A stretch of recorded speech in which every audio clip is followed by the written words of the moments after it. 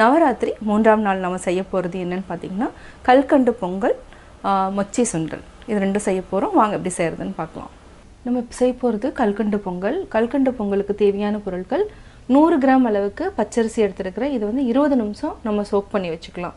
அதாவது நல்லா ஒரு டைம் அலசிட்டு சோக் பண்ணிக்கலாம். 100 கிராம் அளவுக்கு கல்கண்டு எடுத்துக்கணும். இதுக்கு வந்து அதாவது என்னென்னா 75 கிராம்ஸ் வந்து பாசிப்பருப்பு. இதை வந்து நல்லா வறுத்துறணும். 1/2 லிட்டர் பால் எடுத்துக்கலாம். இப்போ எப்படி செய்கிறதுன்னு சொல்கிறேன். நம்ம பச்சரிசி ஊறிட்டுருக்கிற டைமில் பாசிப்பருப்பை வறுத்துக்கலாம். இது வந்து 75 கிராம்ஸ் எடுத்துருக்குறோம். இதை வந்து நல்லா வறுத்துக்கலாம். பாசிப்பருப்பை வாசம் வர வரைக்கும் நல்லா வறுத்துட்டோம். பார்த்திங்கன்னா நல்லா பொன்னிறமாயிடுச்சு. இப்போ இதை எடுத்துக்கலாம். இதை நம்ம குக்கருக்கு மாற்றிக்கலாம். பாசிப்பருப்பை நல்லா வறுத்துட்டோம். இது ஒரே ஒரு டைம் வந்து நல்லா அலசிக்கலாம். அதுக்கப்புறம் நம்ம ட்ரிங்கிங் வாட்டரை ஆட் பண்ணிக்கலாம். 100 கிராம் அளவுக்கு நம்ம பச்சரிசி ஊற வச்சுருக்கிறோம். இதையும் ஆட் பண்ணிக்கலாம். பாசிப்பருப்பு பச்சரிசி இது ரெண்டுமே, அதாவது 100 கிராம் பச்சரிசி 75 கிராம் பாசிப்பருப்பு. இப்போ நம்ம 150 ml தண்ணி விட்டுருக்குறோம். இப்போ பால் விட்டுக்கலாம். பால்லையே வேக வைக்கணும். காய்ச்சின பால் தான் நான் ஆட் பண்ணுறேன். இது வந்து 400 ml அளவுக்கு பால் விட்டுக்கலாம். இப்போ கேஸ் ஆன் பண்ணிக்கலாம். அதுக்கப்புறம் நம்ம இன்னொரு 100 ml ஆட் பண்ணணும். கல்கண்டு சாதத்துக்கு வந்து நம்ம பாசிப்பருப்பு அரிசியும் நல்லா வெந்துட்டுருக்கு. இப்போ நம்ம ஒரு 100 ml ஊற்றிட்டு ஆல்மோஸ்ட் பார்த்திங்கன்னா 500 ml ஆகிடுச்சு. இப்போது 2 விசில் விட்டு எடுத்துக்கலாம். அதுக்கப்புறம் நம்ம கல்கண்டு ஆட் பண்ணிக்கலாம்.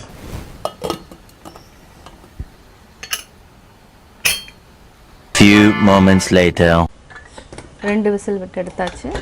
அதாவது பாசிப்பருப்பு, பால், பச்சரிசி இது மூணும் நல்லா வெந்துடுச்சு. பால் கூட வேக வச்சுருக்கிறோம். அதாவது பச்சரிசியும் பாசிப்பருப்பும் இது நல்லா கொலைய விட்டுக்கலாம்.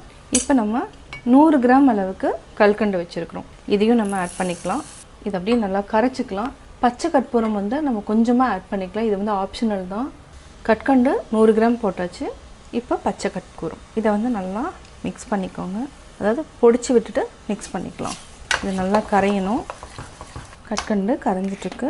இது கூட நம்ம ஏலக்காய் ஒரு 1/4 டீஸ்பூன் அளவுக்கு போட்டுக்கலாம். நல்லா மிக்ஸ் பண்ணி விடுங்க.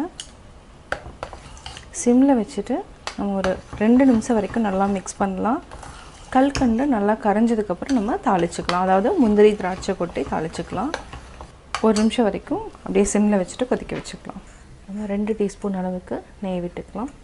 இதுக்கு ஒரு 15 முந்திரி போட்டுக்கலாம். பொன்னிறமாக வறுத்துட்டு திராட்சை ஆட் பண்ணிக்கலாம். இது நல்லா உப்பி வரட்டும். நம்ம கல்கண்டு பொங்கல் கூட ஆட் பண்ணிக்கலாம். நல்லா மிக்ஸ் பண்ணிக்கலாம். இப்போ நம்ம வேறு பாத்திரத்தில் மாற்றிக்கலாம். கல்கண்டு பொங்கல் ரெடி. நவராத்திரி 3ஆம் நாள் கற்கண்டு பொங்கல் ரெடி. நவராத்திரி 3ஆம் நாள் செய்யக்கூடிய நிவேதனம் என்னன்னு பார்த்தீங்கன்னா மொச்சை. இது வந்து நான் 8 hours ஊற வச்சுருக்கிறேன். இதை வந்து 2 விசில் விட்டு எடுத்துக்கலாம். இப்போ நம்ம குக்கரில் போட்டுக்கலாம். இந்த தண்ணி வந்து நம்ம அதாவது இன்னொரு டைம் வாஷ் பண்ணிவிட்டு நம்ம வந்து வேக வச்சுக்கலாம். இதே தண்ணியை நம்ம யூஸ் பண்ண வேண்டாம். ஏன்னா இந்த தண்ணி யூஸ் பண்ணிங்கன்னா கொஞ்சம் வாசம் அடிக்கும்.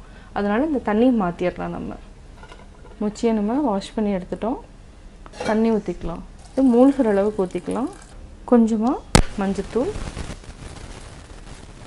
இப்போ நம்ம 2 விசில் விட்டு எடுத்துக்கலாம். Few moments later.